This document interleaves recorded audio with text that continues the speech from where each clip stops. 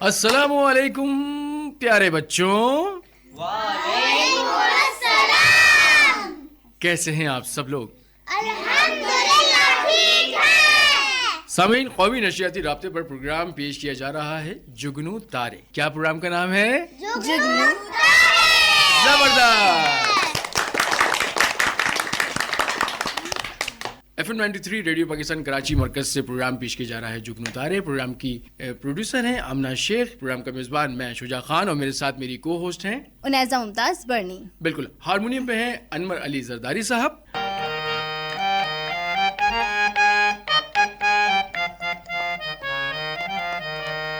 اور طبلہ نواز ہیں بابو ارشد.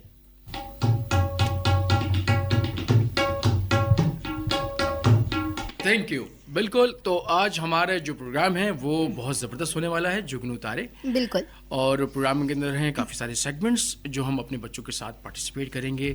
ان کی آپ بیتی بھی سنیں گے، بچے کس طرح سے اپنی جو نارمل روٹین لائف ہے وہ کس طرح سے گزار رہے ہیں، تعلیمی سرگرمیاں ان کی کس طرح سے ہیں، کھیلوں کے اندر کس طرح سے انٹرسٹ لیتے ہیں. یہ ساری چیزیں آج بچوں کے ساتھ ہم لوگ کریں گے. اور پروگرام کو شروع کرتے ہیں. ہم اپنے پروگرام کا پھر باقاعدہ آغاز کرتے ہیں حمد باری تعالیٰ کے ساتھ. حمد باری تعالیٰ پیش کرنے کی سعادت حاصل کر رہی ہیں دانیہ عزیر. جی دانیہ. الصبح بدا من طلعته والليل دجى من وفراته ہے نور سحر چہرے سے تیرے اور شب کی رونق زلفوں سے. اللہ اللہ اللہ اللہ اللہ اللہ اللہ اللہ. سبحان اللہ سبحان اللہ. بہت پیارا کلام پیش کیا دانیہ عزیر نے. اسی کے ساتھ ہم بڑھتے ہیں اپنے پروگرام میں آگے. اور اپنا نعت رسول مقبول صلی اللہ علیہ وآلہ وسلم پیش کرنے کی سعادت حاصل کر رہے ہیں محمد احمد. ساری نبیوں کے عہدے بڑے ہیں لیکن آقا کا منصب جدا ہے. وہ امام صف انبیاء ہیں، ان کا رتبہ بڑوں سے بڑا ہے. کوئی لفظوں سے کیسے بتا دے ان کے رتبے کی حد ہے تو کیا ہے. ہم نے اپنے بڑوں سے سنا ہے صرف اللہ ان سے بڑا ہے. سارے نبیوں کے عہدے بڑے ہیں لیکن آقا کا منصب جدا ہے. سبحان اللہ سبحان اللہ. بہت زبردست کلام پیش کیا محمد احمد نے. اور اب سیرت النبی صلی اللہ علیہ وآلہ وسلم پیش کر رہی ہیں فاطمہ نور. ایسا رسول ہم کو خدا نے عطا کیا جس نے خدا کے قہر سے ہم کو بچا لیا. محمود جس کی شان ہے والشمس والضحیٰ، تعریف جس کی آئی ہے قرآن میں جا بجا. پھر کس لیے میں ان کی ثنا میں کمی کروں، تم سب پڑھو درود میں ذکر نبی کروں. سبحان اللہ. مجھے آج بے حد خوشی ہے کہ مجھے اس شرف سے نوازا گیا ہے کہ میں اپنے پیارے نبی احمد مجتبیٰ محمد مصطفیٰ شافع روز جزا محبوب رب العالمین کی سیرت طیبہ کو بیاں کر سکوں کہ جنہیں رب تعالی نے دونوں جہاں کے لیے رحمت للعالمین بنا کر بھیجا۔ میرے پیارے نبی صلی اللہ علیہ وسلم کا نام جیوں ہی زباں پہ آتا ہے ہماری نگاہیں ادب سے جھک جاتی ہیں، زباں پر درود جاری ہو جاتا ہے، ہمارے دل کو خوشی اور سکون ملتا ہے اور یوں محسوس ہوتا ہے جیسے اس نام میں ہمیں دنیا جہاں کی دولت مل گئی۔ آپ صلی اللہ علیہ وسلم دنیا کے عظیم انسان ہیں۔ اللہ تعالی نے آپ صلی اللہ علیہ وسلم کو بے شمار خوبیوں سے نوازا۔ آپ صلی اللہ علیہ وسلم رحمت و شفقت، خوش مزاجی، مستقل مزاجی، عدل و انصاف، عاجزی، انکساری کے پیکر تھے۔ آپ صلی اللہ علیہ وسلم بچپن ہی سے صابر و شاکر، نیک دل، پاکیزہ اخلاق، صادق اور امین تھے۔ میرے پیارے آقا کا مرتبہ جتنا بڑا تھا اتنی ہی آپ صلی اللہ علیہ وسلم میں عاجزی اور انکساری کی صرف تھی۔ آپ صلی اللہ علیہ وسلم ہمیشہ لوگوں میں مل جل کر رہتے تھے اور کہیں بھی اپنے آپ کو نمایاں نہ کرتے، لوگوں سے نرمی اور شفقت سے پیش آتے، جو آپ کو تکلیف دیتا اسے بھی راحت پہنچاتے، دشمنوں کی سختی کا جواب نرمی سے دیتے۔ کیا شان ہے آپ صلی اللہ علیہ وسلم کے اخلاق کی کہ بڑھیا کا روز کا کچرا آپ صلی اللہ علیہ وسلم کے اوپر پھینکنا آپ صلی اللہ علیہ وسلم کو پریشان نہیں کرتا تھا۔ آپ صلی اللہ علیہ وسلم نے انہیں بھی معاف فرمایا۔ آپ صلی اللہ علیہ وسلم کی زندگی سادگی اور بے تکلفی کا دلکش نمونہ تھی۔ اللہ تعالی ہم سب کو آپ صلی اللہ علیہ وسلم کی سادہ زندگی کو اپنانے اور آپ صلی اللہ علیہ وسلم کی سنتوں پر عمل پیرا ہونے کی توفیق عطا فرمائے، آمین آمین۔ سبحان اللہ، بہت زبردست، بہت زبردست، ماشاء اللہ۔ جی یہ تھی ہمارے ساتھ فاطمہ نور جو کہ سیرت النبی صلی اللہ علیہ وآلہ وسلم کے بارے میں بتا رہی تھیں۔ سامعین، آج ہمارے ساتھ اتنے پیارے پیارے سارے بچے موجود ہیں اور جو سلسلے ہیں وہ اتنے سارے ہیں۔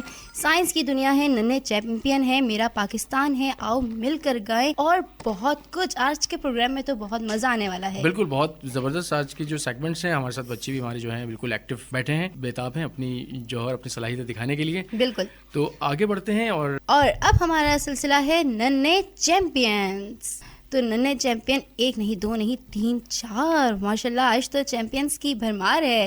جی، تو سب سے پہلے ہم بلاتے ہیں عبد الباسط کو۔ جی عبد الباسط، آئیے۔ وہ حرف راز کی مجھ کو سکھا گیا ہے جنوں، خدا مجھے نفس جبریل دے تو کہوں، ستارہ کیا میری تقدیر کی خبر دے گا، وہ خود فراخ افلاک میں ہے خور زبوں۔ کراچی کے متوسط گھرانے میں پیدا ہونے والا ایک بچہ جس کی عمر ابھی محض 6 سال ہے اور ڈاکٹر بننے کی خواہش رکھتا ہے، جو کہ اپنے ملک و ملت کے لیے اپنی خدمات سر انجام دینے کا ارادہ رکھتا ہے۔ وہ بچہ جب 2.5 سال کا تھا تو لوگوں نے کہا یہ گونگا ہے۔ ڈاکٹروں نے کہا کہ کوئی گارنٹی نہیں کہ آپریشن کے بعد بھی بولے گا یا نہیں، لیکن انہیں کیا معلوم تھا جب وہ بچہ اپنی اس ننھی زبان سے اللہ کے 99 نام یعنی اسماء الحسنی اس ننھی سی عمر یعنی صرف 27 ماہ میں سنایا، تو اللہ نے اس بچے کو وہ طاقت گویائی عطا فرمائی کہ آج وہ پاکستان میں سب سے پہلی صورتی آواز کو پہنچانے والے ریڈیو پاکستان میں آپ بیتی اپنے والدین کی زبانی سنا رہا ہے۔ تو جی ساتھیو، وہ بچہ میں ہی ہوں، یعنی ڈاکٹر محمد عبد الباسط بن محمد ممتاز۔ ہاں، میں وہی عبد الباسط ہوں جو قرآن پڑھنا جانتا ہے۔ ہاں، میں وہی عبد الباسط ہوں جسے نعت خوانی، اداکاری، قومی نغمے پڑھنا جانتا ہے۔ یہی نہیں، پڑھائی میں بھی ہمیشہ ٹاپ پر رہتا ہے اور محض 5 سال کی عمر میں ختم القرآن کا شرف حاصل کیا اور 4 سال کی عمر میں 72 ممالک کو شکست دے کر IQ میں گولڈ میڈل حاصل کیا اور اپنے ملک کا نام روشن کیا۔ 27 ماہ کی عمر میں اسماء الحسنی پڑھ کر عالمی ریکارڈ بنایا اور بہت سے ایوارڈ بھی حاصل کیے ہیں۔ اور ہاں مجھے PTV میں تقریر مقابلے میں اول پوزیشن اپنے بولنے کے انداز میں ملا. یہ میری زندگی کی پہلی تقریر تھی.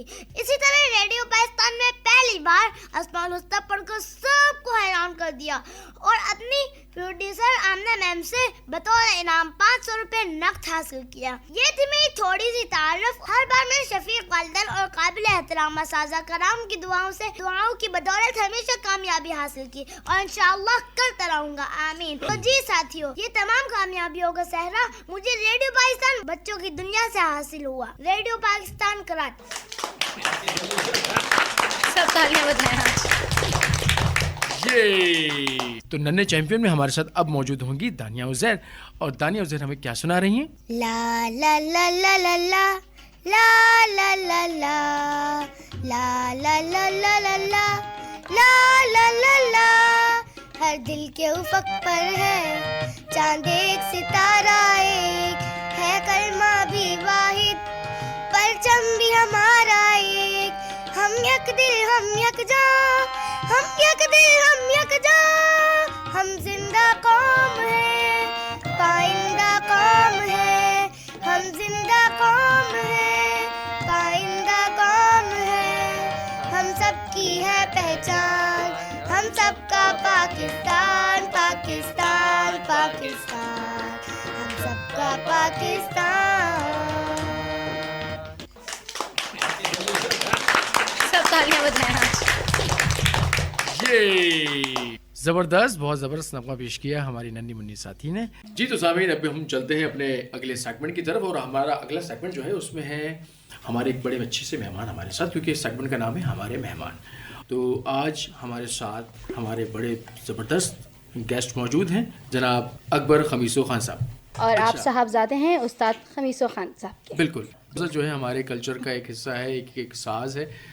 کچھ ہمیں سنائیں گے آج اسپیشل؟ میں آپ کو تھوڑا کیونکہ بچے ہیں تو میں چاہ رہا ہوں کہ ہم نے جو کلرس ہیں پاکستان کے وہ میں پرفارم کروں. جی.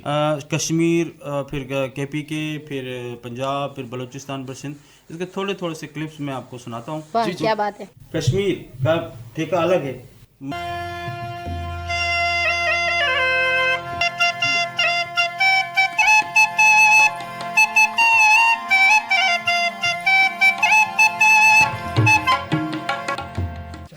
یہ کشمیر تھا بالکل. اور ابھی میں آپ کو پنجاب کی ایک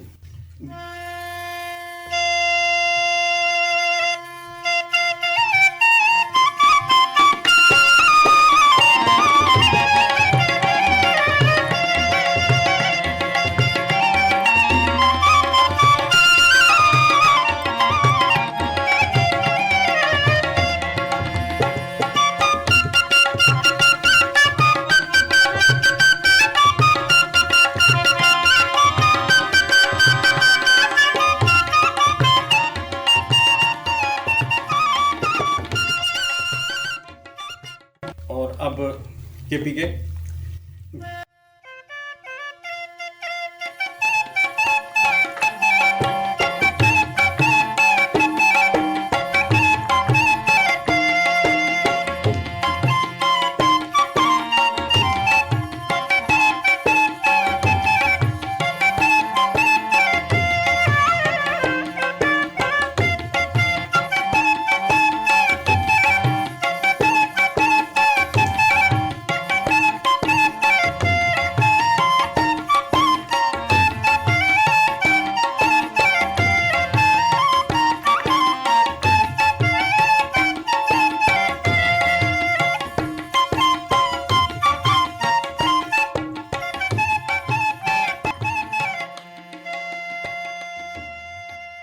بلوچستان.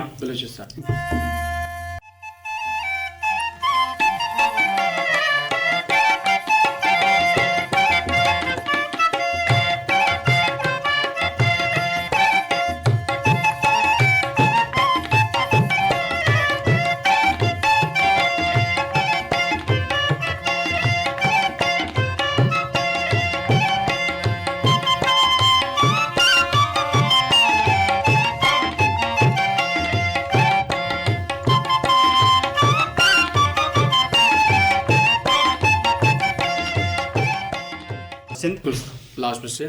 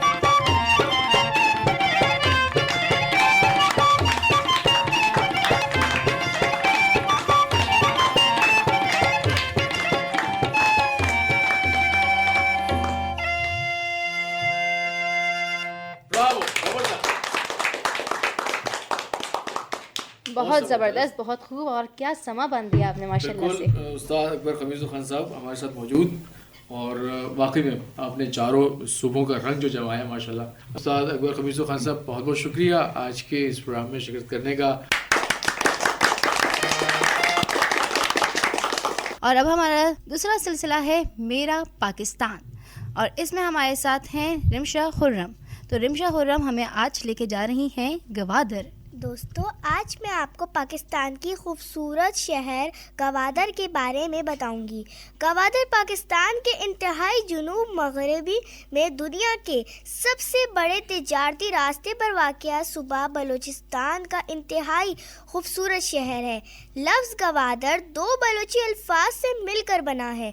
گوادر مطلب کھلی فضا اور در مطلب دروازہ. اس شہر کو تین طرف سے سمندر نے گھیر رکھا ہے.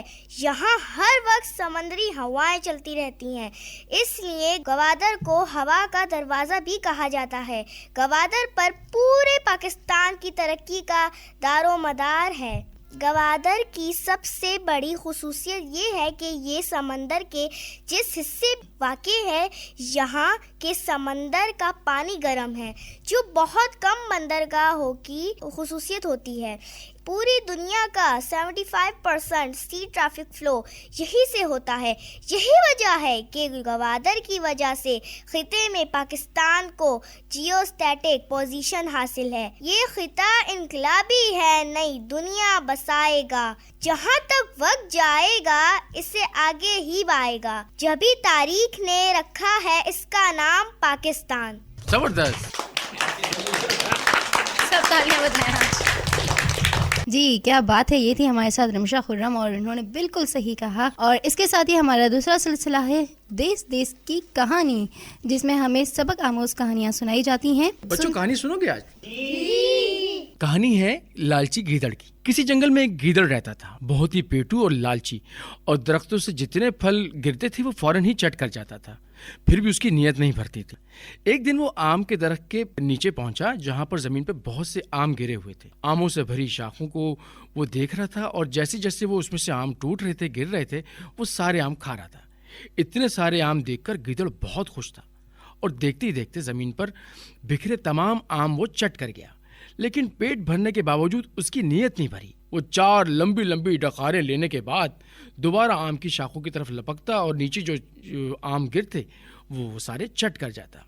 کچھ دیر بعد اس کو تدبیر سوچنے لگی کہ کیوں نہ کوئی ایسی ٹیکنیک کی جائے کہ یہ سارا پیڑ جو ہے وہ چٹ کر جائے, جتنے بھی آم تھے اس پہ. ابھی وہ پیڑ کے گرد چکر ہی کاٹ رہا تھا کہ وہاں ہاتھی میاں تشریف لے آتے ہیں, جو بہت ہی بھوکے معلوم ہو رہے تھے.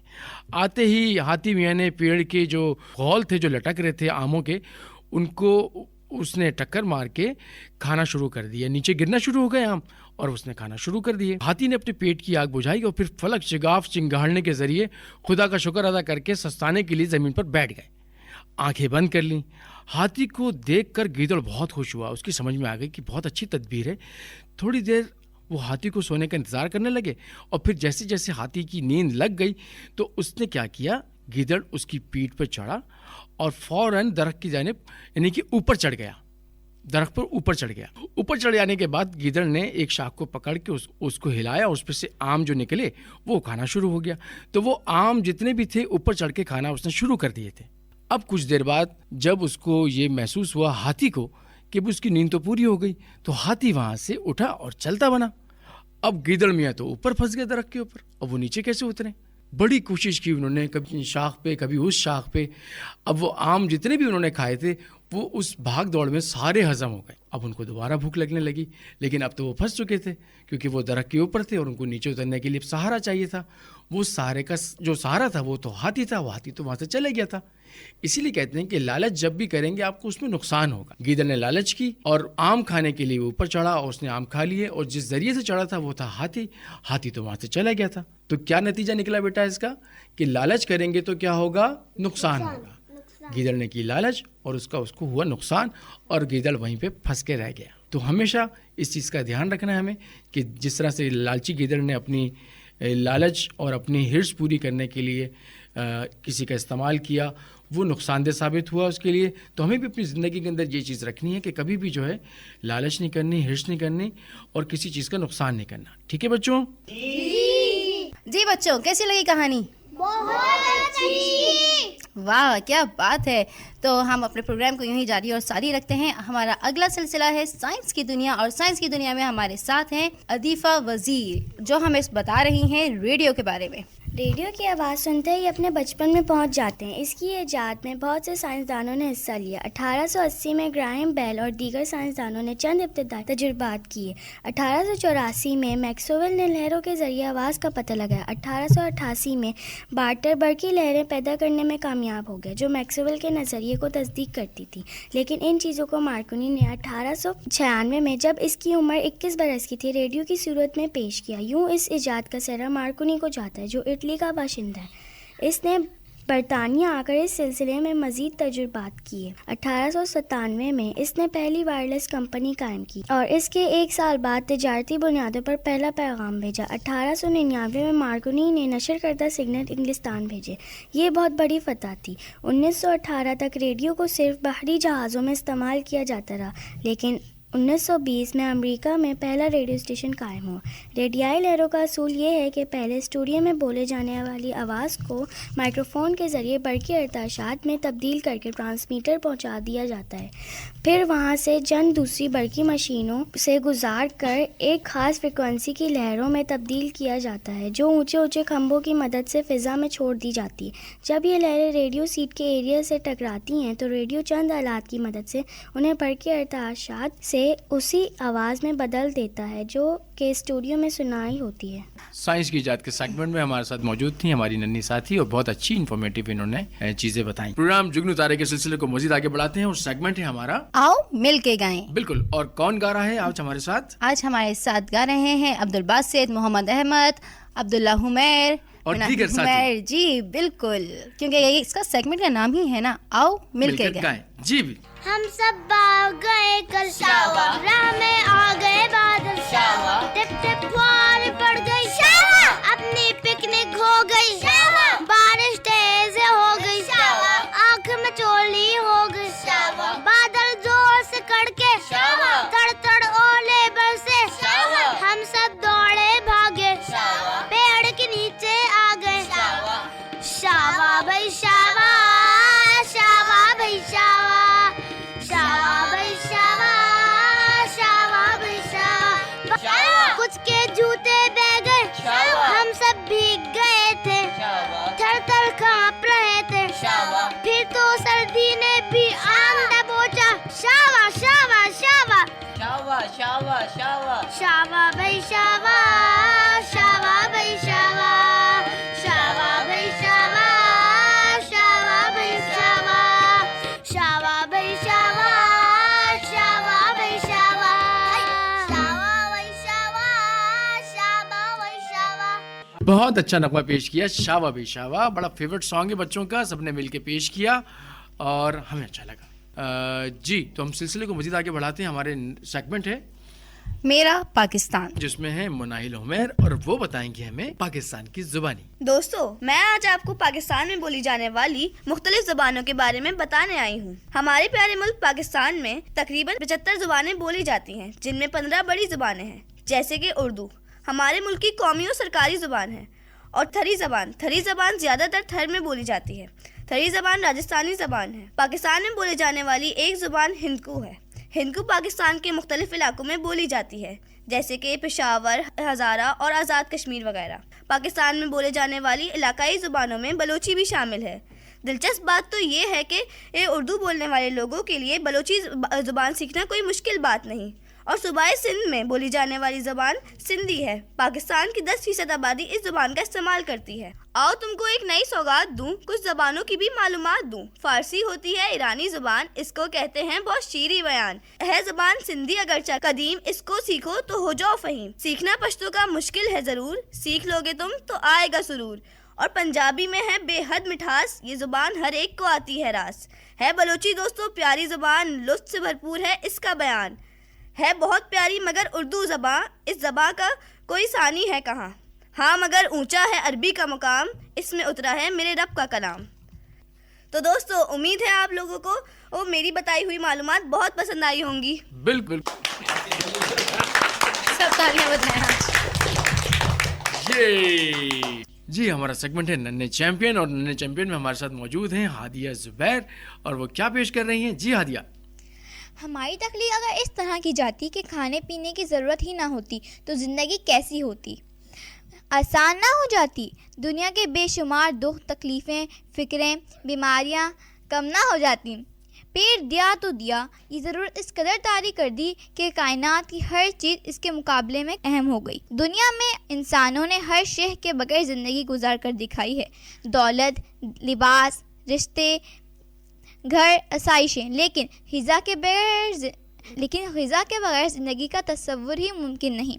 انسان ہر چند گھنٹے بعد سوچتا ہے کہ اب کیا کھاؤں. کچھ لوگ تو سوچتے ہی پیٹ سے ہیں.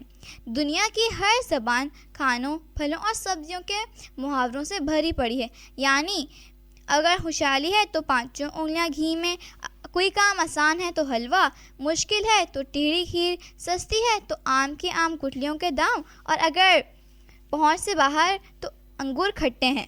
چاہے دال کالی ہو, زخموں پر نمک ہو یا خیالی پلاؤ, کھانوں کے ذریعے بات بآسانی سمجھ آ جاتی ہے. اس پیٹ نے سب کو پریشان کر رکھا ہے, لیکن اگر غور کیا جائے تو اس دنیا کی خوبصورتی اور خوشی بھی اس پیٹ اور زبان کی وجہ سے ہے. کسی قریبی عزیز کی شادی میں جائیں, کسی بہت بڑی شخصیت سے ملاقات کرنے جائیں یا کسی بزرگ کو اپنے گھر بلائیں, کھانے میں دیر ہو جائے تو سارا سکون برباد ہو جاتا ہے. لوگوں کی لڑائیاں اور ناراضگیاں بڑھ جاتی ہیں, اور اگر کھانا اچھا ہو تو رشتے مضبوط ہو جاتے ہیں, لوگوں کی بانچیں کھل جاتی ہیں. ایک چینی مفکرین یوتانگ کہتے ہیں, ہر چینی اچھی دعوت سے پھول کی طرح کھل جاتا ہے.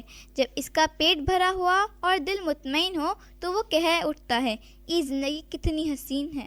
یہ معاملہ چینوں کا ہی نہیں, ہم سب کا ہے, اگر ہم اس نعمت کی اہمیت سمجھ لیں. ہمارے ہونہار ننے مننے ساتھی ہمارے ساتھ موجود ہیں. پروگرام ہے جگنو تارے, پیشکش radio Pakistan Karachi FM 93, producer Amna Sheikh. Programme آپ نے سنا, یقیناً آپ کو پسند آیا ہوگا, امید کرتے ہیں, اور ضرور اپنا فیڈ بیک ضرور دیجیے گا سامعین کہ پروگرام آپ کو کیسا لگا. اسی کے ساتھ آج کے پروگرام کو ہم کرتے ہیں اختتام. اپنے میزبان شجاع اللہ خان اور اپنی باجی جان انیزہ ممتاز برنی کو دیجیے اجازت اس اپنے پن کے ساتھ کہ اپنا بہت خیال رکھیے گا. پروگرام کی پروڈیوسر ہیں آمنہ شیخ. اللہ حافظ. پاکستان زندہ باد.